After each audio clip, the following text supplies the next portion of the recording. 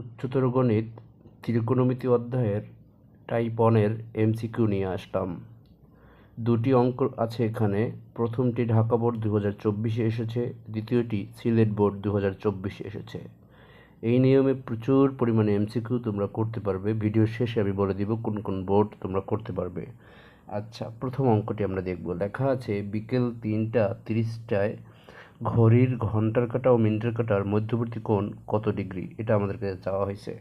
এখন সচরাচর আমরা বইয়ের যে অঙ্কের নিয়মে যদি করি তাহলে আমাদের অনেক সময় চলে যাবে আমরা এমসিকিউতে, তাহলে কিন্তু পাস করতে পারবো না। ওকে, তো দ্রুত করার জন্য আমরা এই সূত্রটা ব্যবহার করব। এই সূত্রটার মানেটা একটু বুঝে নিতে হবে যে 60 ইন্টু এইচ মানে হলো আওয়ার মানে হলো ঘন্টা, আর এখানে আছে এম মানে হলো মিনিট।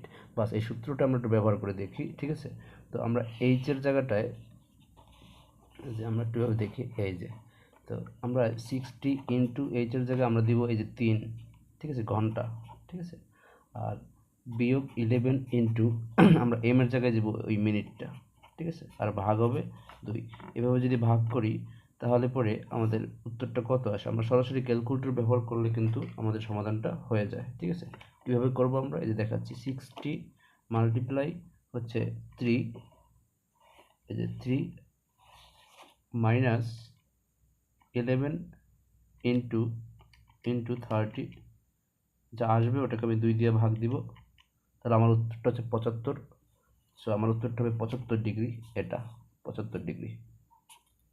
আচ্ছা, দ্বিতীয় এমসিকিউটা আমরা করব। দ্বিতীয় এমসিকিউতে আছে সকাল 9:45টায় ঘড়ির ঘন্টার ও মিনিটের কাঁটা মধ্যবর্তী কোণ কত হবে।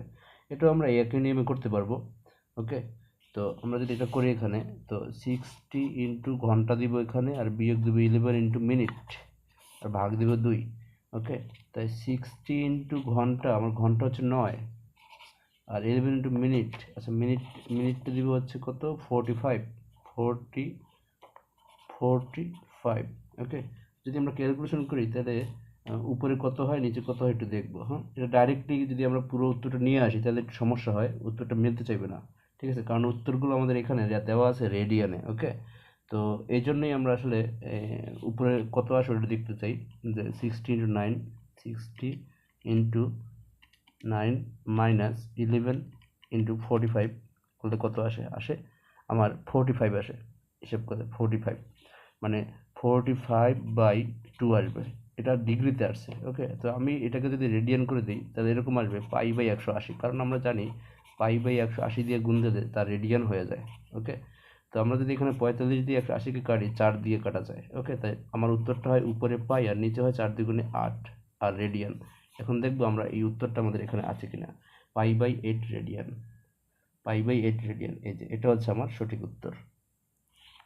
তো এরকমের প্রচুর অঙ্ক বোর্ড এসেছে, এই যে কত বোর্ডে এসেছে তার কোনো অভাব নেই, এই যে এতগুলো বোর্ড এসেছে। ওকে, তাই মনোযোগ দিয়ে এমসিকিউ প্র্যাকটিস করবেন। পরবর্তী টাইপ নিয়ে আসবো সামনের ভিডিওতে।